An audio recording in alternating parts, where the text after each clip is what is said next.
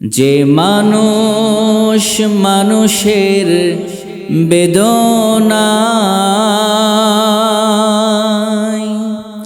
কেঁদেছিলেন জীবন মদিনায়,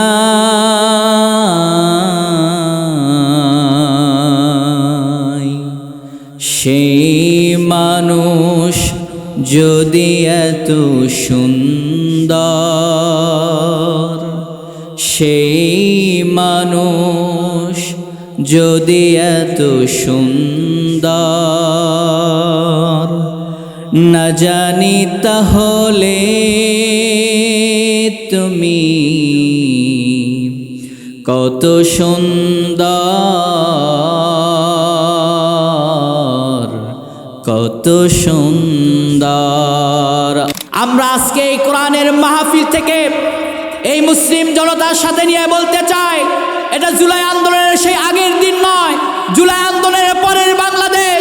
এই বাংলাদেশে যারা কোরআনকে অবমাননা করবে, কোরআনের মাহফিল বন্ধ করে দিতে চাইবে, এই বাংলাদেশের মানুষ, বাংলাদেশের মুসলমান এখন যারা কোরআনের মাহফিলে বাধা দেবে, তারা বাংলাদেশ থেকে পালানোর মতো জায়গা খুঁজে পাবে না। কথা বলেন ঠিক কিনা? সম্মানিত ভাইয়ারা, তারা তো পালানোর জায়গা পেয়েছিল, কিন্তু এখন যারা কোরআনের আবার নতুন করে বাধা সৃষ্টি করবে, তারা বাংলাদেশে পালানোর পর্যন্ত জায়গা পাবে না। আল্লাহ তাআলা কোরআনুল কারীমের মধ্যে বলছেন, ওয়া ইন্নাকা লাআলা খুলুকিন আযীম।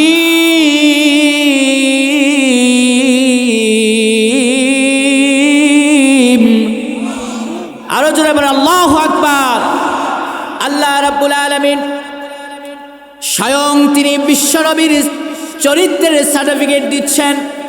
আল্লাহ তাআলা বলছেন, ও আমার হাবিব, আপনি সর্বোত্তম চরিত্রের অধিকারী। আযীম শব্দ ব্যবহার করা হয়েছে, আযীম ব্যবহার করা হয়, আযীম ব্যবহার করা হয় মহান, সবচেয়ে বড়, এরকম বিশাল বিষয়ের ক্ষেত্রে আযীম শব্দ ব্যবহার করা হয়। আল্লাহ রাব্বুল আলামিন তার হাবিবের চরিত্রের সার্টিফিকেট দিতে গিয়ে বললেন, ও আমার হাবিব, আপনি সমাজের মধ্যে সকলের চাইতে আপনার চরিত্র মহান চরিত্রের অধিকারী। আপনি বলেন সুবহানাল্লাহ। এমন একজন চরিত্রবান, ন্যায় নিষ্ঠাবান, আমানতদার ব্যক্তিকে আল্লাহ তাআলা নবুয়তের দায়িত্ব দিয়ে এই অন্ধকার সমাজের কাছে আল্লাহ তাআলা পাঠিয়ে দিলেন। বলেন সুবহানাল্লাহ। সম্মানিত ভাইয়েরা আমার, আল্লাহর হাবিব সাল্লাল্লাহু আলাইহি সাল্লামের মিশন শুরু হয়ে গেল। এই সমাজের মানুষকে কিভাবে দিনের পথে ফিরে নিয়ে আসা যায়, কিভাবে আল্লাহর পথে ফিরে নিয়ে আসা যায়, কিভাবে দিনের পথে ফিরে নিয়ে আসা যায়, তিনি দাওয়াতি কাজ শুরু করে দিলেন। যুগে যুগে অসংখ্য নবী রাসূল দুনিয়ায় এসেছেন, সকলকে আল্লাহ তাআলা দায়িত্ব দিয়েছিলেন সমাজের মানুষদেরকে সঠিক পথ দেখানোর জন্য। মুবাল্লিগ হিসেবে আল্লাহ তাআলা নবী রাসূলদেরকে দুনিয়ায় পাঠিয়েছিলেন। আল্লাহ তাআলা কোরআনুল কারীমের মধ্যে বলছেন, ইয়া আইয়ুহার রাসূল বাল্লিগ মা উনজিলা ইলাইকা মির রাব্বিক। বলেন সুবহানাল্লাহ। আল্লাহ রাব্বুল আলামিন তার হাবিবকে বলছেন, হে রাসূল, হে নবী, হে রাসূল, তোমার রবের পক্ষ থেকে তোমার কাছে, তোমার নিকট যা কিছু নাজিল করা হয়েছে তা তুমি এই সমাজের মানুষদের কাছে পৌঁছে দাও। বলেন সুবহানাল্লাহ। আল্লাহ বলছেন, ইয়া আইয়ুহার রাসূল, হে রাসূল, বাল্লিগ মা উনজিলা ইলাইকা মির রাব্বিক, আপনার পক্ষ থেকে, আল্লাহ তাআলার পক্ষ থেকে যে বাণী আপনার উপর নাজিল করা হয়েছে, এই কোরআনের দাওয়াত মানুষের কাছে পৌঁছাতে থাকেন। বলেন সুবহানাল্লাহ। সম্মানিত ভাইয়েরা আমার, নবুয়তের দাওয়াত, নবুয়ত পাওয়ার পর তিনি এই দাওয়াত নিয়ে ছুটে চলতে লাগলেন। ছুটে চলে গেলেন প্রথমে তার নিজের বাড়িতে। নিজের বাড়িতে স্ত্রীকে প্রথম দাওয়াত দিলেন।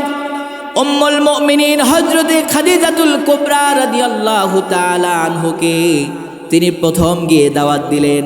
তিনি গিয়ে বললেন, ও আমার প্রিয় কলিজার টুকরা স্ত্রী, আমি তোমাকে দ্বীনের দাওয়াত দিচ্ছি।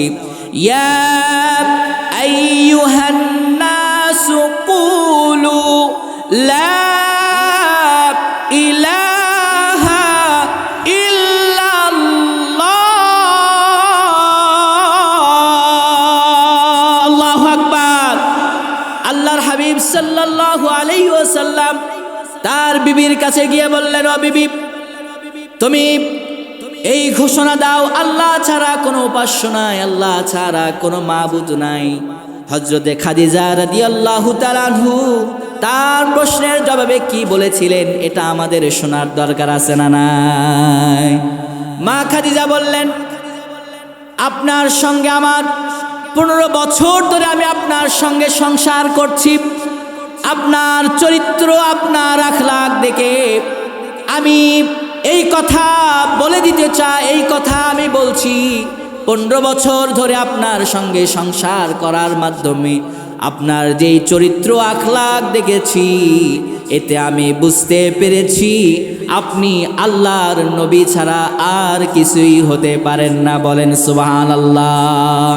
আমি পড়ে নিলাম, লা ইলাহা ইল্লাল্লাহু মুহাম্মাদুর রাসূলুল্লাহ। সুবহানাল্লাহ বলেন। মা খাদিজা রাদিয়াল্লাহু তাআলা আনহু 1 সেকেন্ডও দেরি করলেন না। তিনি বললেন, আপনার চরিত্র, আপনার আখলাক সম্পর্কে আমার সব কিছু জানা আছে। আপনার যে চরিত্র, আপনার যে আখলাক, আপনার যে আদব, আপনার যে নৈতিক চরিত্র রয়েছে, এটা দেখে আমার বুঝতে বাকি নাই আপনি আল্লাহ রাসূল ছাড়া আর কেউ হতে পারেন না। বলেন সুবহানাল্লাহ। সঙ্গে সঙ্গে মা খাদিজা ইসলাম গ্রহণ করলেন। বলেন সুবহানাল্লাহ। আমার ভাইয়েরা, বিশ্বনবী পরিবারের কাছে প্রথম দাওয়াত দিলেন। এইরকম ভাবে হযরতে ইব্রাহিম আলাইহিস সালাতু ওয়াস সালাম, যিনি তখন আল্লাহর কাছ থেকে যখন নবুয়তের দায়িত্ব পেলেন, সর্বপ্রথম ছুটে গেলেন তার বাসায় দাওয়াত দেওয়ার জন্য। তার আত্মীয় স্বজনের কাছে ছুটে গেলেন দাওয়াত দেওয়ার জন্য। ইব্রাহিম আলাইহিস সালাম পরিবারের মানুষদের কাছে দাওয়াত দিলেন, কিন্তু দুর্ভাগ্যের বিষয় ইব্রাহিম আলাইহিস সালামের বাবা সেই দাওয়াত কবুল না করে বরংস ইব্রাহিম আলাইহিস সালামের বিরুদ্ধে নানা ষড়যন্ত্র শুরু করে দিল। বলেন নাউজুবিল্লাহ। বিশ্বনবী তাই করলেন। নবুয়তের দায়িত্ব পাওয়ার সঙ্গে সঙ্গে তিনি তার পরিবারের চিন্তা করলেন, পরিবারের টেনশন করলেন। তিনি তার পরিবারের কাছে গিয়ে সর্বপ্রথম দাওয়াত দিলেন। পরিবারের কাছে প্রথম খাদিজা রাদিয়াল্লাহু তাআলার কাছে দাওয়াত দিলেন, সঙ্গে সঙ্গে দাওয়াত গ্রহণ করলেন। এরপরে তিনি তার চাচা আবু জেহেল, এরপরে আবু তালেব, আবু লাহাব ছিল, তাদের কাছে তিনি দ্বীনের দাওয়াত দিলেন। কিন্তু দুর্ভাগ্যের বিষয়ে তাদের কপালে হেদায়াত লেখা ছিল না। এই সকল নাস্তিক এবং কাফেররা, আবু জেহেল, উতবা, সাইবা নিজের আত্মীয় স্বজন হওয়ার পরেও বিশ্বনবীর প্রতি ঈমান আনলো না। বলেন নাউজুবিল্লাহ। বিশ্বনবী সাল্লাল্লাহু আলাইহি সাল্লামের আত্মীয় স্বজন, নিজের ঘরের মানুষরাই প্রথম শত্রুতে পরিণত হলো। বলেন নাউজুবিল্লাহ। শত্রু ঘরেই তিনি ঘর থেকে দাওয়াতি কাজ শুরু করলেন। ঘরে সর্বপ্রথম দাওয়াত তিনি দিলেন। আমাদেরও উচিত আগে নিজের ঘর সামলান, ঠিক কিনা বলেন? নিজের ঘরের কোনো খোঁজ খবর নাই, অন্যের ঘরে যে লাফালাফি করে, অমুকের বউ অমুক হসে, অমুকের বেটা অমুক করছে, এরকম চিন্তা আমাদের সমাজের মধ্যে আছে না নাই? অথচ নিজের ছেলে কোন গলির মধ্যে যায় পড়ে আছে, নিজের বইয়ের কোনো পর্দা নাই, পর্দা পোষিতা নাই, সমাজের মধ্যে অবহেলায় ঘুরে ফিরছে, নিজের পরিবারের খেয়াল নাই, অন্যের পরিবারের মানুষদের নিয়ে সমালোচনা করতে তার দিন শেষ হয়ে যায়। এরকম মানুষ আছে না নাই? সমত ভাইয়ের, এই জন্য সর্বপ্রথম আমাদেরকে যে কাজ করতে হবে, নিজের পরিবার থেকে সর্বপ্রথম দাওয়াতি কাজ আমাদেরকে শুরু করতে হবে। আল্লাহর হাবিব সাল্লাল্লাহু আলাইহি সাল্লাম তিনি যখন জন্মগ্রহণ করেছিলেন, তার জন্মের সময় সবচাইতে বেশি খুশি হয়েছিল আবু লাহাব। তার চাচা আবু লাহাব সবচাইতে বেশি খুশি হয়েছিল। বিশ্বনবী সাল্লাল্লাহু আলাইহি সাল্লামকে যখন আল্লাহ অর্ডার করলেন, وأنذر عشيرتك الأقربين الله أكبر আল্লাহ রাব্বুল আলামিন অর্ডার করলেন, হে রাসূল, আপনার পরিবারের মানুষদেরকে জাহান্নামের ব্যাপারে সতর্ক করে দেন। আল্লাহর হাবিব সাল্লাল্লাহু আলাইহি সাল্লাম সাফা মারওয়া পাহাড়ে উঠলেন। পাহাড়ে ওঠার পরে মক্কার মানুষদের সবাইকে ডাকলেন, এদিকে আসো, তোমাদের সঙ্গে জরুরি কথা আছে। মক্কার মানুষরা পাহাড়ের সামনে আসলো। আসার পরে বিশ্বনবী সাল্লাল্লাহু আলাইহি সাল্লাম বললেন, ইয়া আইয়ুহান নাসু কুলু লা ইলাহা ইল্লাল্লাহ তুফলিহুন। বিশ্বনবী পাহাড়ে উঠলেন।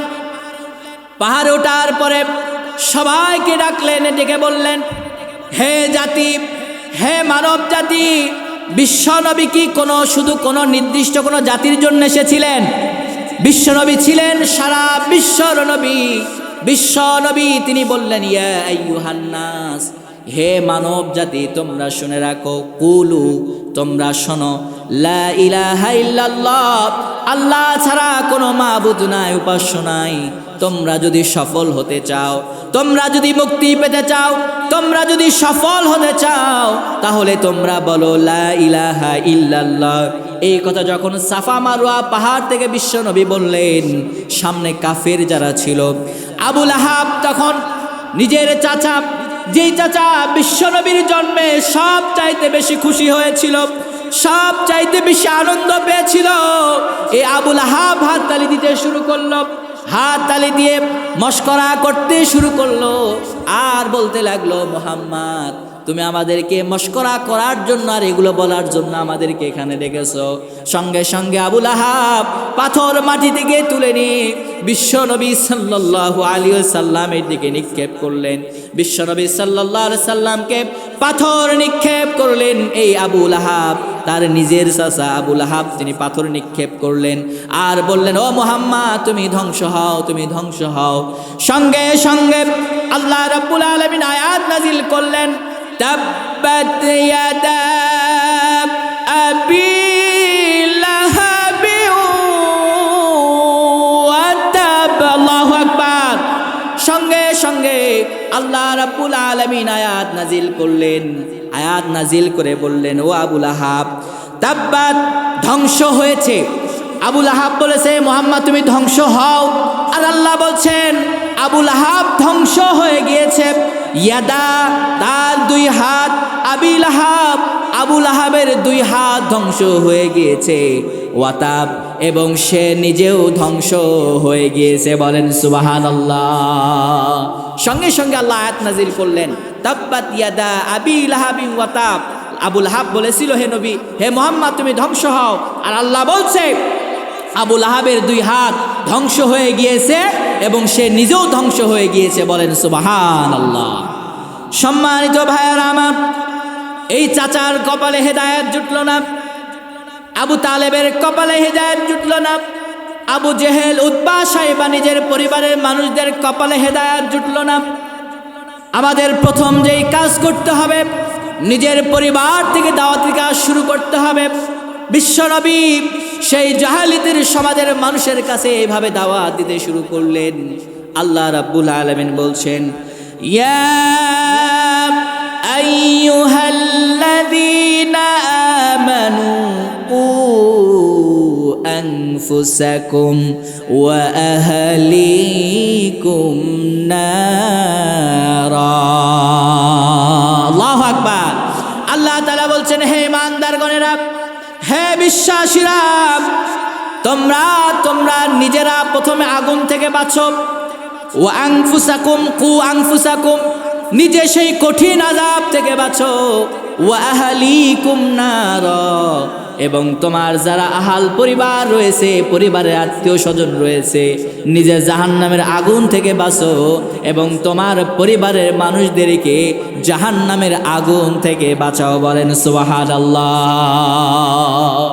আল্লাহ তাআলার অর্ডার এটা। বিশ্বনবীকে বলছেন, ইয়া রাসূলুল্লাহ, আপনি পরিবারের মানুষদের কাছে দাওয়াত নিয়ে যান। ঈমানদারদেরকে আল্লাহ তাআলা বলছেন, প্রথমে তোমরা নিজেরা আগুন থেকে বাঁচবে, কু আনফুসাকুম আহলিকুম নার আহলিকুম নারা, প্রথমে নিজেরা আগুন থেকে বাঁচো এবং তোমাদের আত্মীয় স্বজনদেরকে কঠিন জাহান্নামের আগুন থেকে বাঁচাও। বলেন সুবহানাল্লাহ। যেই আগুন হবে ওয়াকুতুহান নাস ওয়াল হিজারা, যেই জাহান্নামের আগুনগুলো আল্লাহ তাআলা মানুষ এবং পাথর দিয়ে আগুনগুলো তৈরি করবেন। বলেন নাউজুবিল্লাহ।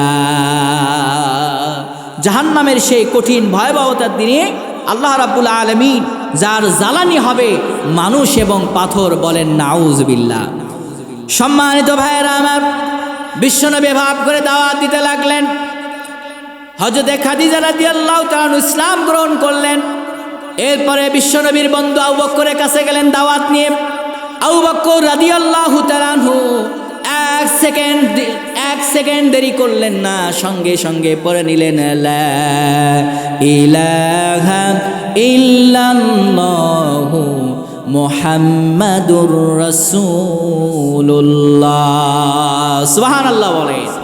হযরত খাদিজা রাদিয়াল্লাহু তাআলা আনার পরে হযরত আবু বকর রাদিয়াল্লাহু ইসলাম গ্রহণ করলেন। এরপরে হযরত আলী রাদিয়াল্লাহু ইসলাম গ্রহণ করলেন। এরপর হযরত যায়েদ বিন হারিসা রাদিয়াল্লাহু ইসলাম গ্রহণ করলেন। ওসমান রাদিয়াল্লাহু ইসলাম গ্রহণ করলেন। এরকম ভাবে পর্যায়ক্রমে আস্তে আস্তে ইসলাম গ্রহণ করতে শুরু করলো মানুষ। বলেন সুবহানাল্লাহ। বিশ্বনবী সাল্লাল্লাহু আলাইহি সাল্লামের দল আস্তে আস্তে ভারী হতে লাগলো। ধীরে ধীরে নতুন নতুন মুসলিমরা ইসলাম গ্রহণ করতে শুরু করলেন। বিশ্বনবী সাল্লাল্লাহু আলাইহি সাল্লাম তিনি তার এই দাওয়াতি কাজ তিনি চালিয়ে গেলেন। তার এই দাওয়াতি মিশন তিনি চালাতে লাগলেন। সকলের কর্ণকহরে দিনের দাওয়াত পৌঁছাতে লাগলেন। কাফেররা তখন পরামর্শ করলো কি করা যায়। এই ভাব করে চলতে থাকলে তো সকল মানুষগুলো ঈমান আনয়ন করবে, আমার মাতব্বারি থাকবে না। কাফেররা চিন্তা করলো আমাদের মাতব্বারি থাকবে না, আমাদের নেতাগিরি থাকবে না, আমাদের টেন্ডারবাজি থাকবে না, আমাদের সমাজের মধ্যে হারামগিরি থাকবে না। মানুষগুলো যদি ভালো হয়ে যায়, সৎ হয়ে যায়, ইমানদার হয়ে যায়, মুহাম্মাদের দলে যদি মানুষ এই ভাব করে ঢুকতে থাকে, আমাদের নেতাগিরি আর এই সমাজের মধ্যে চলবে না। কাফেররা তখন সিদ্ধান্ত গ্রহণ করলো। উতবা, সাইবার, আবু জেহেলরা সিদ্ধান্ত গ্রহণ করলো কি করা যায়। তারা সিদ্ধান্ত করলো যে মুহাম্মাদকে কিছু প্রস্তাব দেওয়া যায় কিনা। মুহাম্মাদকে কি দেওয়া যায় সাল্লাল্লাহু আলাইহি সাল্লাম। তারা চিন্তা করলো, পরামর্শ করলো যে মুহাম্মদ সাল্লাল্লাহু আলাইহি সাল্লামকে কিছু আমরা কি দিই, প্রস্তাব দেই, তাকে আমরা কিছু প্রলোভন দেই, যার মাধ্যমে সে যে দিনের দাওয়াত দিচ্ছে এই দাওয়াত থেকে সে যেন কি হয়ে থাকে, পিছু হাঁটে। এই দাওয়াত থেকে সে যেন পিছু হাঁটে এবং দাওয়াতি কাজ যেন সে বন্ধ করে দেয়। এই জন্য কাফেররা সিদ্ধান্ত করলো আমরা কিছু তাদেরকে কিছু মুহাম্মাদকে কিছু আমরা প্রস্তাব দেই। তারা সিদ্ধান্ত করলো। সিদ্ধান্ত করার পরে তারা 5টি প্রস্তাব আল্লাহর হাবিব সাল্লাল্লাহু আলাইহি সাল্লামের কাছে দিবে। 5টি প্রস্তাব কার মাধ্যমে দেবে? তারা উতবা ইবনে রাবিয়ার মাধ্যমে আল্লাহর হাবিব সাল্লাল্লাহু আলাইহি সাল্লাম এই 5টি প্রস্তাব নিয়ে গেলেন। বিশ্বনবীর কাছে গিয়ে বললেন, ও মুহাম্মদ সাল্লাল্লাহু আলাইহি সাল্লাম, তুমি যে দিনের দাওয়াত দিচ্ছ, মানুষদেরকে দিনের দিকে আহ্বান করছো, কোথা থেকে এই কথাগুলো আবিষ্কার করছো, কোথায় থেকে বানিয়ে বানিয়ে বলছো? কাফেররা এটা মনে করতো তুমি এই দাওয়াত বন্ধ করো। আমরা তোমাকে 5টি প্রস্তাব দিতে চাই। 1 নাম্বার প্রস্তাব হলো, তোমার যত অর্থ সম্পদ লাগে, যত টাকা পয়সা লাগে, আমরা সব তোমাকে দেব। তুমি তোমার এই দাওয়াতি কাজটা বন্ধ করে দাও। সবাই জোরে বলেন তো, আল্লাহর নবী এই টাকার প্রলোভনে দাওয়াতি কাজ কি তিনি সমাজের মধ্যে বন্ধ করেছিলেন? তিনি কি দাওয়াতি কাজ বন্ধ করেছিলেন? 1 নাম্বার প্রস্তাব দিল অর্থ সম্পদের প্রস্তাব। 2 নাম্বার প্রস্তাব দিল যে তোমাকে আমরা নেতৃত্বের আসনে বসাবো, এই মক্কার সবচাইতে বড় নেতা তোমাকে বানাবো, সব চাইতে তোমাকে ক্ষমতাধর নেতা বানাবো, রাজা বানাবো, রাজা বানিয়ে তোমাকে রাখবো। 3 নাম্বার প্রস্তাব হচ্ছে আপোষ করে তোমাকে ধর্ম পালন করতে হবে।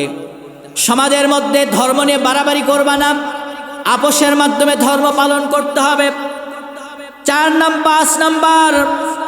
নাম্বার হচ্ছে তোমাকে বংশীয় তোমাকে আধিপত্য তোমাকে দেওয়া হবে। বংশীয় সম্পর্কের বৈবাহিক প্রস্তাব তোমাকে দেওয়া হলো, তুমি এই প্রস্তাব গ্রহণ করো কিনা। 5 নাম্বার প্রস্তাব দেওয়া হলো, অলৌকিক নির্দেশ দেখানোর দাবি তোমাকে দেওয়া হলো। এই 5টি প্রস্তাব আল্লাহর হাবিবকে দেওয়া হয়েছিল। অর্থ সম্পদ, টাকা পয়সা, নারী বাড়ি, সকল কিছুর প্রস্তাব আল্লাহর হাবিবকে দেওয়া হয়েছিল। ও তরুণ যুবক মুসলমান ভাইয়েরা, আমি আপনাদের কাছে জানতে চাই, আল্লাহর নবী অর্থ সম্পদ, টাকা পয়সা, বাড়ি এবং নারীর জন্য কি তিনি দাওয়াতি মিশন বন্ধ করেছিলেন? বিশ্বনবী সাল্লাল্লাহু আলাইহি সাল্লাম কাফেররা যে প্রস্তাব দিয়েছিল, কোনো প্রস্তাব তিনি গ্রহণ করেন নাই। প্রস্তাবের জবাবে বিশ্বনবী বললেন, ওয়াল্লাহি ওয়াল্লাহি লাউ ওয়াদাতুমুশ শামসা ফি ইয়ামিনি ওয়াল কামারা ফিল ইয়াসার।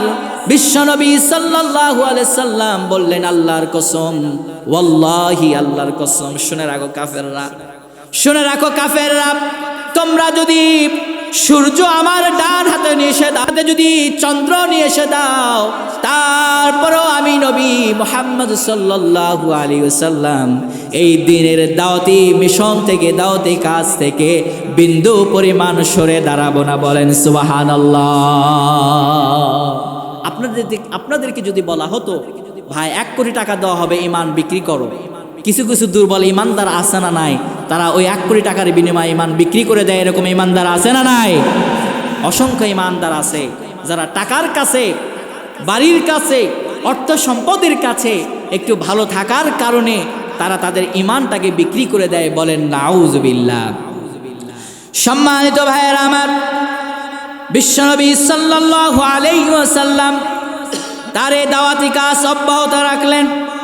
শত শত প্রস্তাব তার কাছে এসেছিল, সবগুলো প্রস্তাব তিনি প্রত্যাখ্যান করলেন, দৃঢ়ভাবে প্রত্যাখ্যান করলেন, ডাস্টবিনে নিক্ষেপ করলেন। রাসূল সাল্লাল্লাহু আলাইহি সাল্লাম যে দাওয়াত দিয়েছিলেন, কিসের দাওয়াত দিয়েছিলেন? সবাই বলেন, বিশ্বনবী কোরআনের দাওয়াত দিয়েছিলেন। কিসের দাওয়াত? সবাই বললেন না, কিসের দাওয়াত দিয়েছিলেন? কোরআনের দাওয়াত মানুষের কাছে প্রচার করতে থাকলেন। কাফেররা আবার সিদ্ধান্ত গ্রহণ করল, এই ভাব করে তারা, সে যদি কোরআনের দাওয়াত মানুষের কাছে প্রচার করতে থাকে, মানুষের কাছে যখন কোরআনের দাওয়াত দেয়, মানুষ এই কোরআনের বাণী শোনার সঙ্গে সঙ্গে আল্লাহ তাআলা ওই বান্দাগুলোর হৃদয় গলে দিয়ে ঈমানের পথে কবুল করে নেয়। বলেন সুবহানাল্লাহ। এই কোরআনটা হচ্ছে একটা মুজিজা। কোরআনটা কি? একটা মুজিজা। এই কোরআন তেলাওয়াত শুনলে আমাদের হৃদয় একটু নরম হয়ে যায় না ভাই? এই কোরআন তেলাওয়াত তখন আল্লাহ রাসূল সাল্লাল্লাহু আলাইহি সাল্লাম মানুষের কাছে প্রচার করতেছিলেন। এই কোরআনের কথা সঙ্গে সঙ্গে মানুষের হৃদয়টা কেমন জানি নরম হয়ে যায়, মানুষ ঈমান আনা শুরু করে দেয়। কোরআনের কথা মানুষের কাছে কেমন জানি ভালো লাগে। এই কোরআন তো কোনো মানুষের কিতাব নয়। কোরআন কি মানুষের কিতাব? এই কোরআন নাজিল করেছেন কে? আল্লাহ তাআলা। যেহেতু কোরআন আমার উপর সেই মালিকের কোরআন, এই কোরআনের মুজিজা মানুষের হৃদয়ে সঙ্গে সঙ্গে লেগে যায়। বলেন সুবহানাল্লাহ। কাফেররা কি সিদ্ধান্ত গ্রহণ করল? কাফেররা সিদ্ধান্ত নিল যে এই কোরআন তারা কিভাবে বন্ধ করবে। কাফেরদের পার্লামেন্টে তারা কোরআনকে বন্ধ করার জন্য, কোরআন তেলাওয়াত যেন মানুষ শুনতে না পারে, এই জন্য তারা আইন জারি করল। কাফেররা আইন জারি করার পরে তারা কোরআন যেন মানুষ শুনতে না পারে, কোরআন যেন মানুষ বুঝতে না পারে, এই জন্য তারা তাদের কাফেরদের পার্লামেন্টে একটা আইন জারি করলো।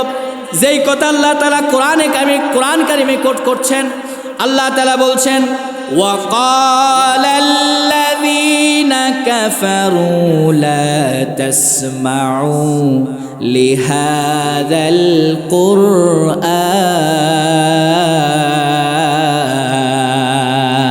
আল্লাহু আকবার।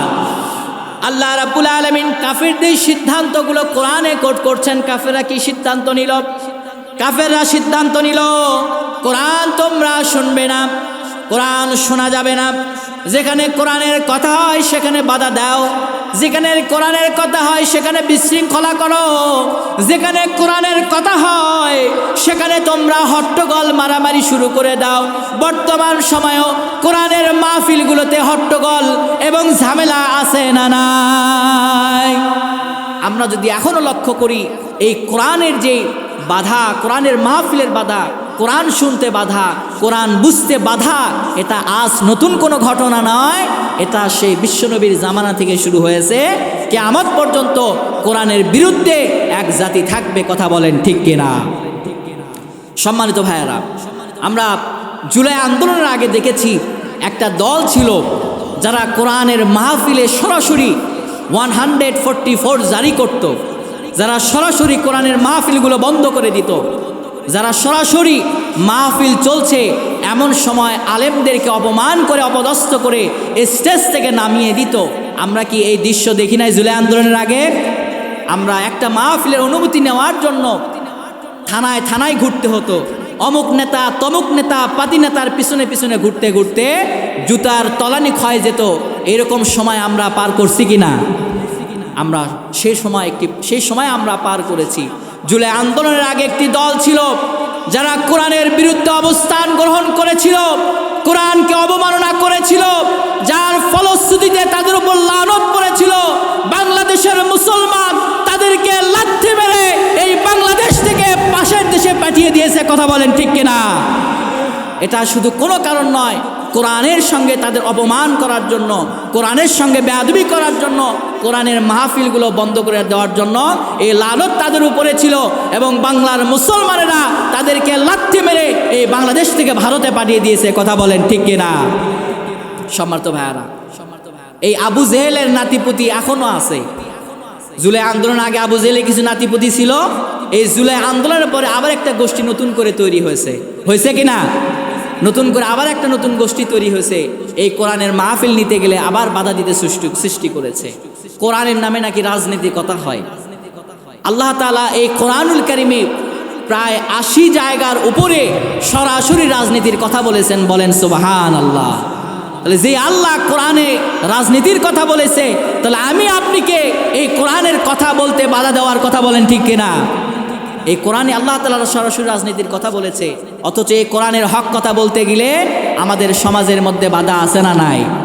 আমরা আজকে এই কোরআনের মাহফিল থেকে এই মুসলিম জনতার সাথে নিয়ে বলতে চাই, এটা জুলাই আন্দোলনের সেই আগের দিন নয়, জুলাই আন্দোলনের পরের বাংলাদেশ। এই বাংলাদেশে যারা কোরআনকে অবমাননা করবে, কোরআনের মাহফিল বন্ধ করে দিতে চাইবে, এই বাংলাদেশের মানুষ, বাংলাদেশের মুসলমান জুলাই আন্দোলনের আগে যারা লাথি মেরে দেশ থেকে পালিয়ে গিয়েছে, এখন যারা কোরআনের মাহফিলে বাধা দেবে, তারা বাংলাদেশ থেকে পালানোর মতো জায়গা খুঁজে পাবে না, কথা বলেন ঠিক কিনা? সম্মানিত ভাইয়ারা, তারা তো পালানোর জায়গা পেয়েছিল, কিন্তু এখন যারা কোরআনের আবার নতুন করে বাধা সৃষ্টি করবে, তারা বাংলাদেশে পালানোর পর্যন্ত জায়গা পাবে না। বাংলাদেশের মুসলমান 16 কোটি মুসলমান তাদের পিটিয়ে পিঠের চামড়া লাল করে দেবে, কথা বলেন ঠিক কিনা? কোরআনের সঙ্গে কোনো বেয়াদবি নয়, কোরআনের সঙ্গে কোনো বাধা নয়, কোরআনের সঙ্গে কোনো বিরোধিতা নয়। এই কোরআন সকলের কোরআন, কথা বলেন ঠিক কিনা? এই কোরআন মানব জাতির হেদায়েতের জন্য এসেছে। এই কোরআন বিএনপি বোঝে না, এই কোরআন জামাত বোঝে না, এই কোরআন চরমনাই বোঝে না, এই কোরআন খেলাফত বোঝে না, এই কোরআন আওয়ামী লীগ বোঝে না।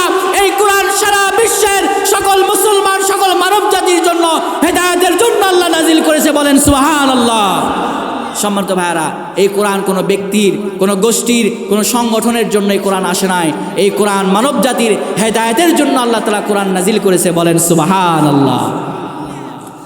সম্মানিত ভাইয়ারা, যেই কথা বলছিলাম, খুবই দুঃখ লাগে যখন মেজরিটি মুসলিমের কান্ট্রিতে 90% মুসলমান যেই দেশে রয়েছে, সেই দেশে যদি কোরআনের মাহফিলে বাধা আসে, মসজিদের মেম্বারে আলেমদেরকে কথা বলতে দেয় না, খতিবদেরকে কথা বলতে দেয় না, হক কথা বললে টুটি চেপে ধরে, এরকম দৃশ্যগুলো মুসলমানদের হৃদয়ে রক্তক্ষরণ হয়। এই দৃশ্যগুলো আমরা সহ্য করতে পারি না।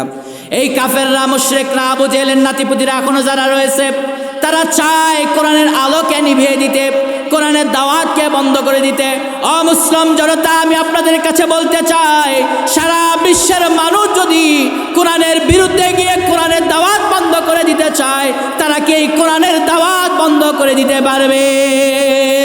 তারা সারা বিশ্বের মানুষ যারা যদি একত্র হয়েও কোরআনের বিরোধিতা করতে চায়, বিন্দু পরিমাণ এই কোরআনের ক্ষতি তারা করতে পারবে না। এর কারণ হচ্ছে এই কোরআন দুনিয়ার কোনো মানুষ রচনা করে নাই। এই কোরআন স্বয়ং আসমান থেকে আল্লাহ রাব্বুল আলামিন নাজিল করে তার হাবিবের কাছে পাঠিয়েছিলেন। বলেন সুবহানাল্লাহ। আমার ভাইয়েরা, আল্লাহ রাব্বুল আলামিন কোরআনুল কারীমের মধ্যে বলছেন, কাফেররা তারা মাহফিল বন্ধ করে মসজিদের মিনারে খতিবদেরকে অপমান করে বের করে দিয়ে টুটি চেপে ধরে হক কথা বলতে বাধা দিয়ে তারা মনে করে এই কোরআন বন্ধ হয়ে যাবে, এই কোরআন মানুষের কাছে পৌঁছাবে না, এই কোরআনের বাণী মানুষের কাছে যাবে না, এটা তারা মনে করে। আল্লাহ তাআলা কোরআনুল কারীমের মধ্যে বলছেন, ইউরিদুনা লিইউতফিউ নূরাল্লাহ।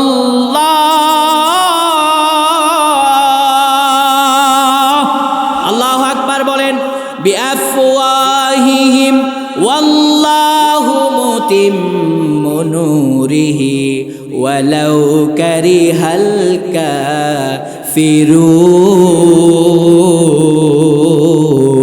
কাফিরুন। আল্লাহু আকবার।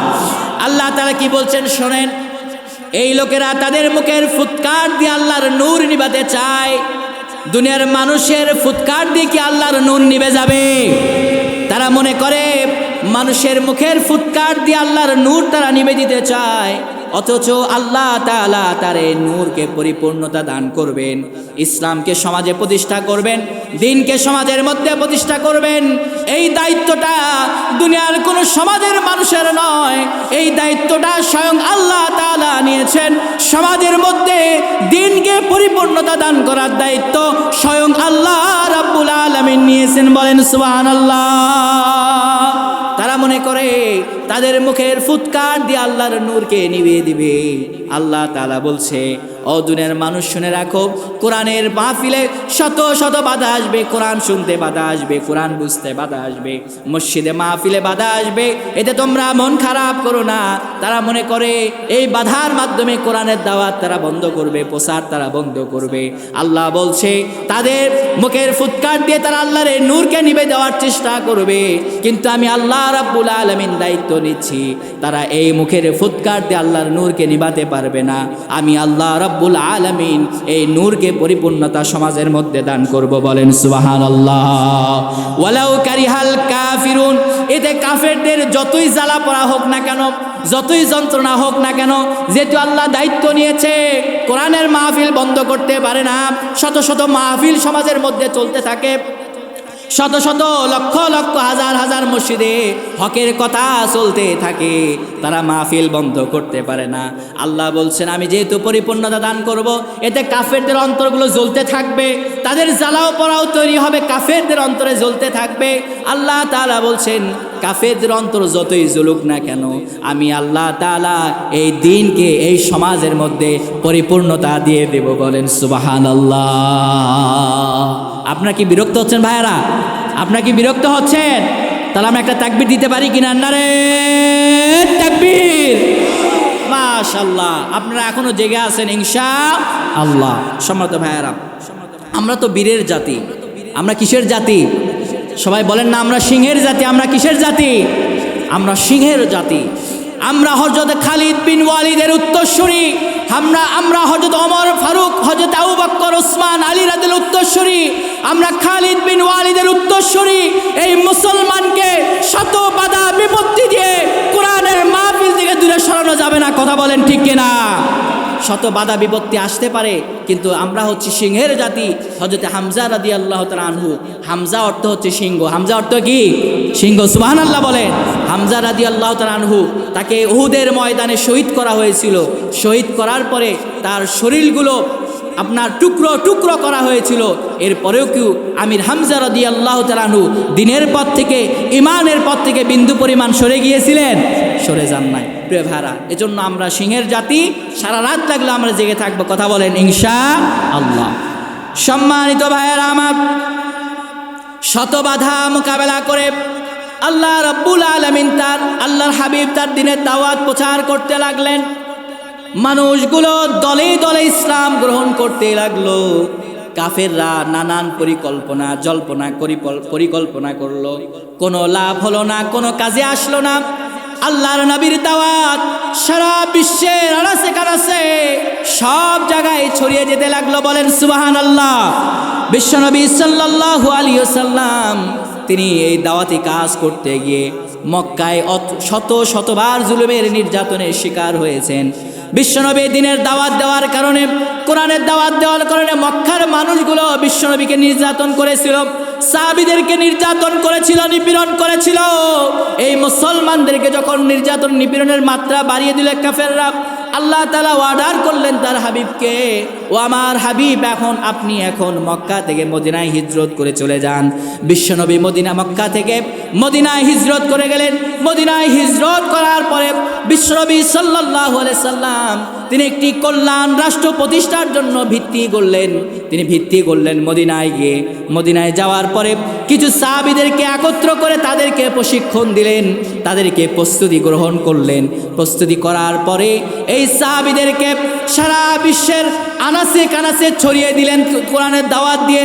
তোমরা ছড়িয়ে যাও, সারা বিশ্বের মানুষদেরকে দিনের দাওয়াত দিতে শুরু করো, আল্লাহর দিকে আহ্বান করতে থাকো, আমার মেসেজগুলো মানুষের কর্ণকহরে পৌঁছে দাও। সাহাবা আজমাইন তারা বিশ্বের আনাচে কানাচে ছড়িয়ে গেলেন, দিনের দাওয়াত দিতে লাগলেন। সমাজের আনাচে কানাচে সব জায়গায় তারা দিনের দাওয়াত দিতে লাগলেন। আল্লাহর হাবিব সাল্লাল্লাহু আলাইহি সাল্লাম এমন কিছু মানুষ তৈরি করলেন যারা দিনের জন্য, ইসলামের জন্য, কোরআনের জন্য, ইসলামী আন্দোলনের জন্য এক কথায় জীবন দিবে, এইরকম কিছু সাহাবী বিশ্বনবী তৈরি করলেন। বলেন সুবহানাল্লাহ। আমার ভাইরা, বিশ্বনবী সাল্লাল্লাহু আলাইহি সাল্লাম তিনি মুসলমানদেরকে তৈরি করলেন, প্রশিক্ষণ দিলেন। মদিনায় আসার পরে মুসলমানদের সঙ্গে সংঘর্ষ লেগে গেল। কাফেররা পায়ের ওপর পা রেখে ঝগড়া করার জন্য এগিয়ে আসলো। বিশ্বনবী মানবতার নবী ছিল, দয়ার নবী ছিল, মায়ার নবী ছিল। ও আমার ভাইরা, বিশ্বনবী যত যুদ্ধ করেছেন, সরাসরি 27টি যুদ্ধের সেনাপতির দায়িত্ব পালন করেছেন। বিশ্বনবী সাল্লাল্লাহু আলাইহি ওয়াসাল্লাম যতগুলো যুদ্ধ করেছেন, তিনি আগ বাড়িয়ে একটা যুদ্ধেও তিনি অংশগ্রহণ করেন নাই। বলেন সুবহানাল্লাহ। তিনি আগ বাড়িয়ে যুদ্ধ করার চেষ্টা করেন নাই। কাফেররা গায়ের উপর এসে যখন পড়েছে, তখন নিজেদেরকে সেফটি করার জন্য, ডিফেন্স করার জন্য বিশ্বনবী সাল্লাল্লাহু আলাইহি সাল্লাম তিনি কাফেরদের মোকাবেলা করেছেন, যুদ্ধ করেছেন। বলেন সুবহানাল্লাহ। আমার ভাইয়েরা, বদর যুদ্ধের ময়দানে 313 জন সাহাবীর বিপক্ষে 1000 সৈন্য, বিশাল কাফেরদের সৈন্য বাহিনী, অস্ত্র সজ্জে সজ্জিত কাফের বাহিনীর সঙ্গে 313 জন সাহাবী যাদের কোনো অস্ত্র ছিল না, ভালো উট ছিল না, মাত্র খেজুরের গাছে কিছু ডাল নিয়ে যুদ্ধ করতে নামলেন। সকলেই বলেন তো, 313 জনকে 1000 জনের বিরুদ্ধে বিজয় যিনি দিয়েছিলেন তিনি কে? আল্লাহ রাব্বুল আলামিন 313 জনকে 1000 জনের বিরুদ্ধে বিজয় দান করলেন। আল্লাহর হাবিব সাল্লাল্লাহু আলাইহি সাল্লাম যুদ্ধ এভাবে করে তিনি যুদ্ধ করতে থাকলেন। বদর, উহুদ, খন্দক, তাবুক সহ নানান যুদ্ধে তিনি সেনাপতির দায়িত্ব পালন করলেন। বিভিন্ন যুদ্ধে তিনি অংশগ্রহণ করলেন। নানান বাধা বিপত্তি, জুলুম, নির্যাতনের মধ্য দিয়ে দিনের কাজ তিনি অব্যাহত রাখলেন। দলে দলে মানুষ ইসলাম গ্রহণ করতে লাগলো। লক্ষ লক্ষ মানুষ কোরআনের ছায়া তলে আসতে লাগলো। বিশ্বনবী সাল্লাল্লাহু আলাইহি সাল্লাম যখন দিনের পথে আসতে লাগলেন, যখন মানুষ দলে দলে ইসলাম গ্রহণ করতে শুরু করলেন, আল্লাহর হাবিব সাল্লাল্লাহু আলাইহি সাল্লামের কাছে যখন মানুষ হাতে হাত রেখে বাইয়াত গ্রহণ করতে লাগলেন, তিনি বুঝতে পেরেছিলেন তার যে দাওয়াতি মিশন, সেই মিশন আস্তে আস্তে সফল হতে থাকলো। আমার ভাইয়েরা, এই দাওয়াতি মিশন খুব সহজে সফল হয় নাই। অনেক রক্ত দিতে হয়েছে, অনেক সাহাবীকে জীবন দিতে হয়েছে। হযরত সুমাইয়া রাদিয়াল্লাহু তাআলা আনহা থেকে শুরু হয়েছে শহীদ হওয়া। এই শহীদের মিছিল যখন শুরু হয়েছে, হামজা রাদিয়াল্লাহু তাআলাকে শহীদ হতে হয়েছে, বিলালকে মার খেতে হয়েছে, খুবাইবকে শহীদ হতে হয়েছে, আব্দুল্লাহ রাদিয়াল্লাহু তাআলাকে শহীদ হতে হয়েছে, ওমর রাদিয়াল্লাহু তাআলাকে শহীদ হতে হয়েছে, ওসমান রাদিয়াল্লাহু তাআলাকে শহীদ হতে হয়েছে। এই ইসলামের বিজয়, ইসলামের সুমহান বিজয় এত এমনি সহজে সমাজের মধ্যে আসে না। বিশ্বনবী সাল্লাল্লাহু আলাইহি সাল্লাম দিনের দাওয়াত যখন তিনি দিতে লাগলেন, মানুষের কাছে মানুষ দলে দলে ইসলাম গ্রহণ করতে লাগলো। বিভিন্ন যুদ্ধ তিনি পার করলেন, মানুষ রক্ত ঝরিয়েছে, জীবন দিয়েছে। অসংখ্য সাহাবী, অগণতি সাহাবী তারা আল্লাহ রাস্তায় শহীদ হয়েছে, শুধু দিনের জন্য, ইসলামের জন্য, কোরআনের জন্য জীবন দিয়েছে। বলেন সুবহানাল্লাহ। এর বিনিময়ে আল্লাহ রাব্বুল আলামিন এমন একটি সমাজ আল্লাহর নবীকে দান করলেন। শেষের দিকে আমরা চলে এসেছি। আল্লাহর হাবিব সাল্লাল্লাহু আলাইহি সাল্লামকে এমন একটি সমাজ উপহার দিলেন, এত ত্যাগ তিতিক্ষা, এত রক্ত, এত শহীদের বিনিময়ে আল্লাহ তাআলা এমন একটি সমাজ দান করলেন, যেই সমাজে চুরি বন্ধ হয়ে গেল, যেই সমাজে ডাকাতি বন্ধ হয়ে গেল, যেই সমাজে ছিনতাই বন্ধ হয়ে গেল, হানানি বন্ধ হয়ে গেল, রাহাজানি বন্ধ হয়ে গেল, ধর্ষণ বন্ধ হয়ে গেল, মেয়েদেরকে জীবন্ত কবর দেওয়া বন্ধ হয়ে গেল। এমন একটি সমাজ আল্লাহর হাবিব সাল্লাল্লাহু আলাইহি সাল্লাম প্রতিষ্ঠা করলেন, যেই সমাজে মানুষ সুখে শান্তিতে আরাম আয়েশে সমাজে বসবাস করতে থাকলো। বলেন সুবহানাল্লাহ। কি সমাজ ছিল সেই সমাজের কথা কি মনে আছে? অন্ধকার সমাজের কথা কি মনে আছে? কি সমাজ ছিল সেই সমাজের মানুষগুলো, কত হিংস্র ছিল, পাহাড় সম পরিমাণ হৃদয়ের অধিকারী ছিল এই মানুষগুলো। এই মানুষগুলোকে তিনি তার চরিত্র দিয়ে, তার দয়া দিয়ে, মায়া দিয়ে, ভালোবাসা দিয়ে, উত্তম চরিত্রের মাধ্যমে এই মানুষদেরকে কোরআনের দাওয়াত দিয়ে দিনের পথে নিয়ে এসে একটি ইসলামী আদর্শ সমাজ বিশ্বনবী প্রতিষ্ঠা করেছিলেন। বলেন আল্লাহু আকবার। সম্মানিত ভাইয়েরা, বিশ্বনবী সাল্লাল্লাহু আলাইহি সাল্লাম একটি আদর্শ ইসলামী সমাজ প্রতিষ্ঠা করলেন সমাজের মধ্যে। এরপরে আল্লাহর হাবিব সাল্লাল্লাহু আলাইহি সাল্লাম তিনি বলেছেন, খায়রাল কুরুনি করনি। বিশ্বনবী সাল্লাল্লাহু আলাইহি সাল্লাম বলেছেন, সর্বোত্তম যুগ হচ্ছে আমি নবীর যুগ। বলেন সুবহানাল্লাহ। বিশ্বনবীর যুগ কি যুগ? সর্বোত্তম যুগ। বিশ্বনবী সাল্লাল্লাহু আলাইহি সাল্লাম বলেছেন, সর্বোত্তম যুগ হচ্ছে আমার যুগ। বলেন সুবহানাল্লাহ। সম্মানিত ভাইয়েরা, রাসূল সাল্লাল্লাহু আলাইহি সাল্লাম বলেছেন,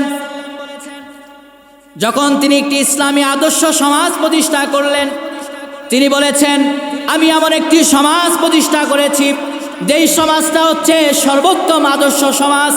তিনি বলেছেন, একটা রমণী, সুশ্রী, সুন্দরী নারী হাজরা থেকে, সানা থেকে হাজরামাউত পর্যন্ত প্রায় 800 কিলোমিটার দূরত্ব। একটা সুন্দরী নারী রাতে অন্ধকারে সানা থেকে হাজরামাউত পর্যন্ত একা একা তিনি সফর করবেন। তার অন্তরে এক আল্লাহর ভয় ছাড়া আর কারো ভয় থাকবে না। বলেন সুবহানাল্লাহ। বিশ্বনবী সাল্লাল্লাহু আলাইহি সাল্লাম এমন একটি সমাজ প্রতিষ্ঠা করলেন, তিনি বললেন যে সানা থেকে হাজরামাউত পর্যন্ত প্রায় 800 কিলোমিটারের দূরত্ব। এই দূরত্বের একজন রমণী, একজন সুশ্রী সুন্দরী একজন নারী, সে রাতে অন্ধকারে সফর করবে এত দূরত্ব রাস্তায়, তার অন্তরে একমাত্র আল্লাহর ভয় ছাড়া কোনো ডাকাতের, কোনো চুরির, কোনো ছিনতাইয়ের ভয় তার অন্তরে থাকবে না। বলেন সুবহানাল্লাহ। এরকম একটি সমাজ বিশ্বনবী সাল্লাল্লাহু আলাইহি সাল্লাম প্রতিষ্ঠা করলেন। প্রিয় ভাইয়েরা, বিশ্বনবী সাল্লাল্লাহু আলাইহি সাল্লাম এত সুন্দর যখন সমাজ প্রতিষ্ঠা করলেন, একটি আদর্শ ইসলামিক কল্যাণ রাষ্ট্র তিনি প্রতিষ্ঠা করলেন। বিশ্বনবী সাল্লাল্লাহু আলাইহি সাল্লাম প্রায় 12.5 লক্ষ বর্গ মাইলের একটি ইসলামিক কল্যাণ রাষ্ট্র তিনি প্রতিষ্ঠা করেছিলেন। বলেন সুবহানাল্লাহ। আমাদের বাংলাদেশ কত বর্গ মাইল? 56,000 বর্গ মাইলের বাংলাদেশ। আর বিশ্বনবী সাল্লাল্লাহু আলাইহি সাল্লাম 12.5 লক্ষ বর্গ মাইলের একটি বাংলাদেশ, তিনি একটি 12.5 লক্ষ বর্গ মাইলের তিনি একটি ইসলামী কল্যাণ রাষ্ট্র তিনি প্রতিষ্ঠা করেছিলেন। বলেন সুবহানাল্লাহ। তিনি এমন একটি সমাজ প্রতিষ্ঠা করেছিলেন যে সমাজের জন্য অসংখ্য রক্ত, অগণিত ত্যাগ তিতিক্ষা, অসংখ্য জীবন দিতে হয়েছিল, অসংখ্য সাহাবীদেরকে শহীদ হতে হয়েছিল, অসংখ্য সাহাবীদের সন্তানদেরকে এতিম করতে হয়েছিল, অসংখ্য স্ত্রীদেরকে বিধবা করতে হয়েছিল। তারপরেই এরকম একটি কল্যাণকর রাষ্ট্র প্রতিষ্ঠা করতে পেরেছিলেন। বলেন সুবহানাল্লাহ। আমাদের 1 নম্বর পয়েন্ট শেষ। কয় নম্বর পয়েন্ট শেষ? 1 নম্বর পয়েন্ট কি বলেছিলাম মনে আছে কারো? একটি ইসলামী আদর্শ সমাজ বিশ্বনবী সাল্লাল্লাহু আলাইহি সাল্লাম কীভাবে প্রতিষ্ঠা করেছিলেন, এরকমভাবে তিনি প্রতিষ্ঠা করেছিলেন। 2 নম্বর পয়েন্ট আমি শেষ করে দেব খুব কম সময়ের মধ্যে। 2 নম্বর পয়েন্ট সেটা হচ্ছে এই কল্যাণ রাষ্ট্র তিনি যে প্রতিষ্ঠা করেছিলেন, এই কল্যাণ রাষ্ট্রের চিত্রটা কেমন ছিল এটা আমাদের জানার দরকার আছে না নাই?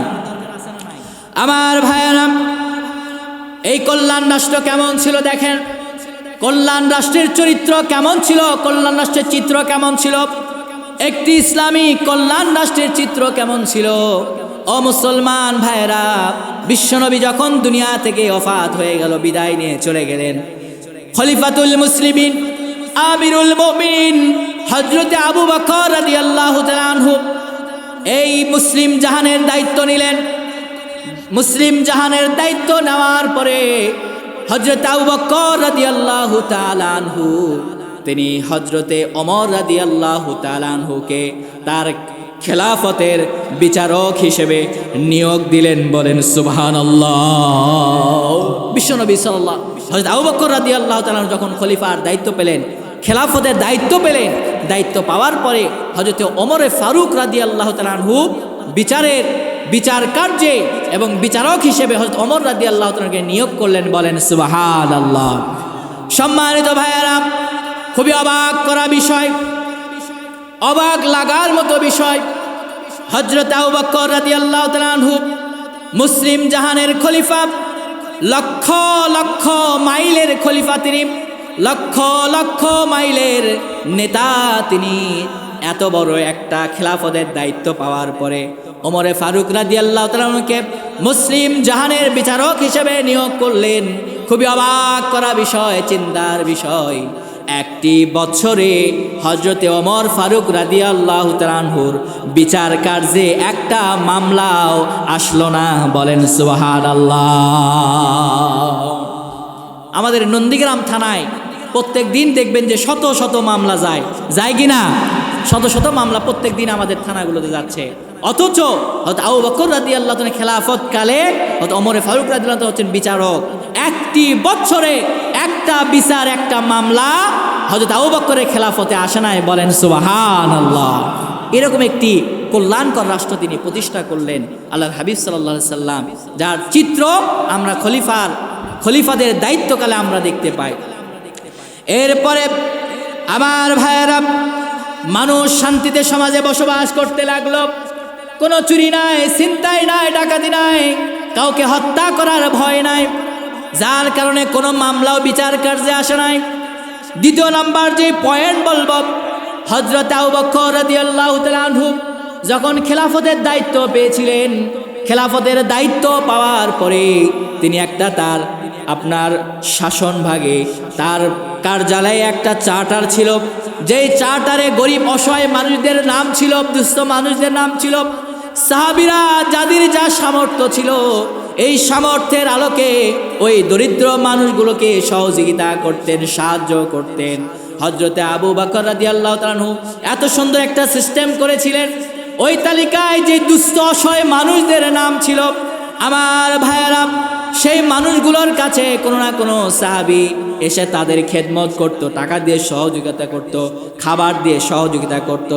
একদিন ওমর রাদিয়াল্লাহু তাআলা আনহু আসলেন, আসার পরে চিন্তা করলেন কোনো মানুষকে একটু সাহায্য করি, কোনো দুস্থ অসহায় মানুষকে একটু সাহায্য করি, দেখি তো কার নাম ফাঁকা আছে।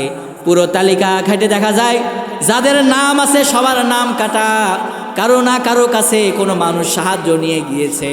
ওমরে ফারুক রাদিয়াল্লাহু তাআলা লক্ষ্য করলেন সর্বশেষ নিচে একজন বুড়ির নাম রয়েছে, একজন বৃদ্ধ মহিলার নাম রয়েছে, ওর কাছে কেউ সাহায্য নিয়ে যায় নাই। ওমর রাদিয়াল্লাহু চিন্তা করলেন, ঠিক আছে, না কাউকে যেহেতু পালাম না, অন্তত এই বৃদ্ধ মহিলার একটু সহযোগিতা করে আসি, একটু বৃদ্ধ মহিলাকে সাহায্য করে আসি। বিশ্ব নবীর সাহাবী হযরত ওমর ফারুক রাদিয়াল্লাহু তাআলা আনহু সাহায্য নিয়ে চলে গেলেন বুড়ির বাসায়। বুড়ির বাসায় যাওয়ার পরে দরজায় কড়া নাড়লেন, ঠক ঠক করে কড়া নাড়লেন, বললেন বাড়িতে কেউ আছেন নাকি? বৃদ্ধ মহিলা ভিতর থেকে জবাব দিলেন, কে তুমি এসেছো? ওমর রাদিয়াল্লাহু তাআলা বললেন, ও বৃদ্ধ মহিলা, ও বৃদ্ধ মা, আমি আপনাকে একটু সহযোগিতা করতে এসেছি, সাহায্য করতে এসেছি। হযরতে ওমর রাদিয়াল্লাহু তাআলার কথা শুনে বৃদ্ধ মহিলা বলল, আমার বাসায় একজন মানুষ এসে আমার কাজকর্মগুলো আমাকে সাহায্য সহযোগিতা করে তোমার আগে একজন বিদায় নিয়ে চলে গেছে। বলেন সুবহানাল্লাহ।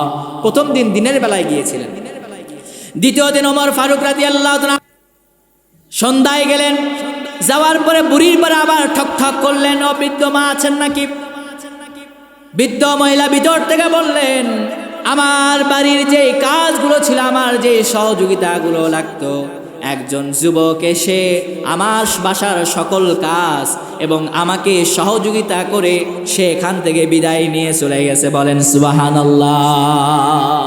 ওমরে ফারুক রাদিয়াল্লাহু তাআলা অন্তরে একটু খটকা লাগলো, একটু প্রশ্ন জাগলো, কি এমন ব্যক্তি যে আমি আসার আগে এই বৃদ্ধ মহিলা সকল কাজগুলো করে দিয়ে যায়, আমি আসার আগে এই বৃদ্ধ মহিলার খেদমত করে যায়, খাবার রান্না করে দিয়ে বৃদ্ধ মহিলাকে খাইয়ে দিয়ে বাড়ি পরিষ্কার করে দিয়ে চলে যায়, কি এমন মানুষ?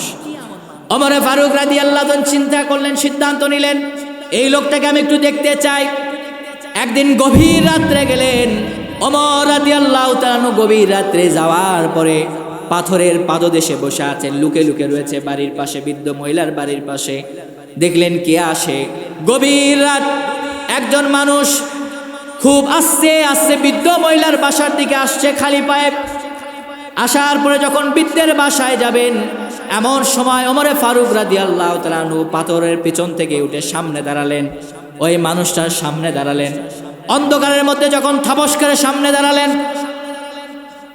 যিনি প্রতিদিন সাহায্য করতেন তিনি অবাক হয়ে গেলেন, ভয় পেয়ে গেলেন। হঠাৎ করে রাতে অন্ধকারে একজন মানুষ পাথরের পিছন থেকে এসে সামনে দাঁড়িয়েছে, তিনি একটু থমকে গেলেন, থমকে দাঁড়ালেন।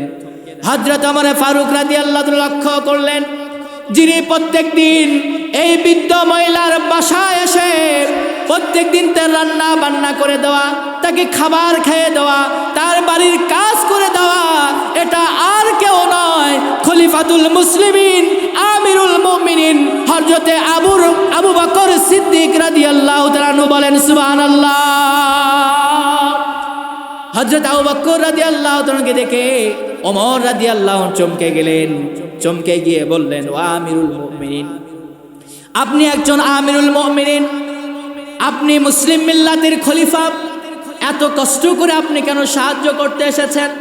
আপনি চাইলে আমাদের বলতে পারতেন, এই বৃদ্ধ মহিলাকে আমরা সাহায্য করে যেতাম, আপনি কেন কষ্ট করে এসেছেন? ওমর ফারুক রাদিয়াল্লাহু তাআলা বললেন, ঠিক আছে, নয় সাহায্য করেছেন, কিন্তু আমার প্রশ্ন, আপনি খালি পায়ে কেন বৃদ্ধ মহিলার বাসায় এসেছেন? ও আমার ভাইরা, আবু বকর সিদ্দিক রাদিয়াল্লাহু তাআলা আনহু ওমর রাদিয়াল্লাহু প্রশ্নের যে জবাব দিয়েছিলেন, যেই জবাব সারা বিশ্বের মুসলিম মিল্লাতের জন্য অনুপ্রেরণা, শিক্ষা হয়ে আছে। বলেন সুবহানাল্লাহ। সেই জবাব আমরা শুনতে চাই কিনা? সেই জবাব আমি বলবো। হযরত আবু বকর রাদিয়াল্লাহু তাআলা বললেন, ও ওমর, আমি এত রাতে খালি পায়ে এসেছি, এর কারণ হচ্ছে এত রাতে মানুষ সবাই ঘুমিয়ে আছে, আমার জনগণ সবাই ঘুমিয়ে আছে। আমি যদি শক্ত জুতা পায়ে দিয়ে এই বৃদ্ধ মহিলার বাসায় খেদমত করতে আসতাম, আর আমার জুতার শব্দে যদি মানুষের ঘুম ভেঙে যেত, এর জন্য কাল কিয়ামতের দিন আমিরুল মুমিনিন খলিফা আবু বকর হিসেবে আল্লাহর বিচারের কাঠ গড়ায় আমাকে দাঁড়াতে হবে। বলেন সুবহানাল্লাহ।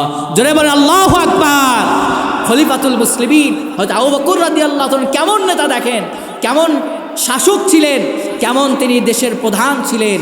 জনগণের ঘুম ভাঙ্গে যাবে দেখে জুতা পায়ে দিয়ে আসে নাই, খালি পায়ে এসেছে। জুতার শব্দে যদি মানুষের ঘুম ভেঙে যায়, এই জন্য খালি পায়ে বৃদ্ধ মহিলার বাসায় গভীর রাতে সাহায্য করার জন্য এসেছে। বলেন সুবহানাল্লাহ। আমার ভাইয়েরা, ঠিক আছে, বুঝলাম। দ্বিতীয় নাম্বার কথা হচ্ছে, আপনি এত কষ্ট করে কেন এসেছেন? আবু বকর রাদিয়াল্লাহু তাআলা আনহু যে জবাব দিয়েছিলেন, সেই জবাব হচ্ছে, ওমর, শুনে রাখো, শুনে রাখো, শুধু কি তোমাদের আখিরাতের পুঁজি দরকার আছে? আমি আবু বকরের কি আখিরাতের পুঁজির দরকার নাই? আমার যদি আখিরাতের পুঁজি যদি আমি জড়ো না করি, রোজগার না করি, কাল কিয়ামতের দিন আল্লাহর কাছে গিয়ে আল্লাহর সামনে আমি কি নিয়ে হাজির হব? বলেন সুবহানাল্লাহ। শুধু কি তোমাদের আখিরাতের পুঁজি দরকার আছে? আমার কি আখিরাতের পুঁজির দরকার আছে না? তোমরা কি শুধু অসহায় দরিদ্র মানুষকে সাহায্য করে আখিরাতের সেই আসল উদ্দেশ্য, আসল লক্ষ্য, আসল সওয়াব তোমরা কামাই করবা? আমার কি সওয়াব কামাইয়ের আমার চিন্তা নাই? বলেন সুবহানাল্লাহ। আবু বকর রাদিয়াল্লাহু তাআলা আনহু একজন খলিফা ছিলেন, দেশের প্রধান ছিলেন। বাংলাদেশের মধ্যে এরকম 40-50টা দেশের প্রধান ছিলেন, দেশের এরকম বিশাল একটি আকারের আয়তনের ইসলামী কল্যাণ রাষ্ট্রের খলিফা ছিলেন। তিনি রাত্রিবেলাতে খালি পায়ে হেঁটে জনগণের সেবা করতেন। বলেন সুবহানাল্লাহ। এটাই হচ্ছে ইসলামী কল্যাণ রাষ্ট্রের চিত্র। বলেন সুবহানাল্লাহ। হযরত ওমর ফারুক রাদিয়াল্লাহু তাআলা বলেছেন, তিনি যখন খলিফা হয়েছিলেন তিনি বলেছিলেন, ফুরাত নদীর তীরে একটা কুকুর যদি না খেয়ে মারা যায়, এর জন্য কাল কিয়ামতের দিন আল্লাহর কাছে আমাকে জবাবদিহি করতে হবে। বলেন সুবহানাল্লাহ। খলিফাতুল মুসলিমিন আমিরুল মুমিনিন হযরত ওমর ফারুক রাদিয়াল্লাহু আনহু বলেছে, একটা কুকুর যদি না খেয়ে মারা যায়, এর জবাবদিহিতা আমাকে আল্লাহর কাছে করতে হবে। বলেন সুবহানাল্লাহ। আল্লাহু আকবার বলেন। এরকম শাসক ছিল, যে শাসক মানুষের কল্যাণে কাজ করতেন, মানুষের সেবায় নিয়োজিত থাকতেন। রাত্রিতে মানুষের বাসায় ঘুরতেন, কে না খেয়ে আছে, কার বাসায় খাবার নাই, কে দরিদ্রের মধ্যে রয়েছে, কে সমস্যার মধ্যে রয়েছে। রাতে না ঘুমিয়ে মানুষদের সমস্যার সমাধানের জন্য রাত্রিবেলাতে গ্রামে গ্রামে ঘুরে বেড়াতেন। বলেন সুবহানাল্লাহ। আমার ভাইয়েরা, এরকম একটি কল্যাণ রাষ্ট্র আমরা চাই কিনা? সবাই বলেন, এরকম একটি কল্যাণ রাষ্ট্র আমরা চাই কিনা? যারা বলেন না তারা কি এরকম কল্যাণ রাষ্ট্র চান না? কবি কি সুন্দর করে বলছেন, কোন একদিন এদেশের আকাশে কালিমার পতাকা দুলবে, সেদিন সবাই খোদাই বিধান পেয়ে দুঃখ বেদনা ভুলবে। কোন একদিন এদেশের আকাশে কালিমার পতাকা তুলবে, সেদিন সবাই খোদাই বিধান পেয়ে দুঃখ বেদনা ভুলবে। সেদিন আর রবে না হাহাকার, অন্যায় জুলুম অবিচার, থাকবে না অনাচার দুর্নীতি কদাচার, থাকবে না অনাচার দুর্নীতি কদাচার, সকলেই শান্তিতে থাকবে। সেদিন সবাই খোদাই বিধান পেয়ে দুঃখ বেদনা ভুলবে। বলেন মারহাবা। এরকম একটি কল্যাণ রাষ্ট্র আমাদের বাংলাদেশে প্রতিষ্ঠা লাভ করুক। আমরা কে কে চাই? দুই হাত তুলে আল্লাহকে দেখায়। নারায়ে তাকবীর, নারায়ে তাকবীর। দিন ইসলাম, দিন ইসলাম জিন্দাবাদ, জিন্দাবাদ। নারায়ে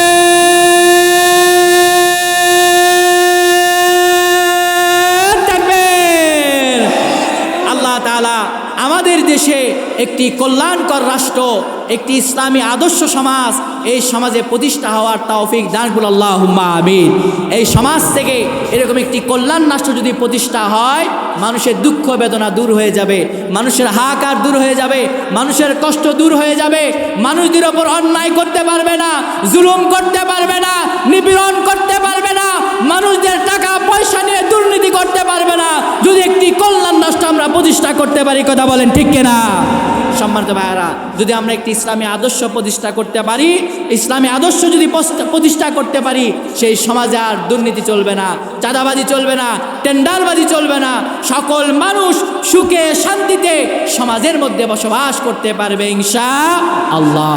আমরা এরকম একটি সমাজ যদি আমরা পেতে চাই, যে সমাজের চিত্র আমি আপনাদের সামনে তুলে ধরেছিলাম, আরও অসংখ্য উদাহরণ আমার কাছে ছিল, সময় স্বল্পতার কারণে সবগুলো বলতে পারে নাই। আল্লাহ তাআলা যদি আবার কোনো দিন তৌফিক দেয় আপনাদের সামনে সে বাকিগুলো কথা বলবো ইনশাআল্লাহ। সম্মানিত ভাইয়েরা, আমরা যদি সকলেই একটি কল্যাণকর রাষ্ট্র চাই, একটি ইসলামী কল্যাণ রাষ্ট্র চাই, যে সমাজের সকলেই শান্তিতে থাকবে, ধনী গরিবের কোনো পার্থক্য থাকবে না, গরিব এবং কোটিপতির মধ্যে কোনো পার্থক্য থাকবে না, সকলেই সকল ভেদাভেদ ভুলে গিয়ে ধর্ম বর্ণ নির্বিশেষে সকলেই বাংলাদেশে শান্তিতে বসবাস করবে এবং এই বাংলাদেশ একটি মডেল, একটি আদর্শ বাংলাদেশ হিসেবে পৃথিবীর মানচিত্রে মাথা উঁচু করে দাঁড়াবে। এরকম একটি সমাজ প্রতিষ্ঠার জন্য আমাদের সকলকেই সকলের জায়গা থেকে আমাদের গুরুত্বপূর্ণ ভূমিকা পালন করব তো ইনশাআল্লাহ। ইনশাআল্লাহ যে আলোচনাটুকু করলাম, এই আলোচনার উপর আল্লাহ তাআলা আমাকে সহ আপনাদের সকলকে আল্লাহ তাআলা আমল করার তৌফিক দান করুন। আল্লাহুম্মা আমিন। ওয়া আখিরু দাওয়ানা আলহামদুলিল্লাহি রাব্বিল আলামিন। আসসালামু আলাইকুম ওয়া রাহমাতুল্লাহি ওয়া বারাকাতুহু।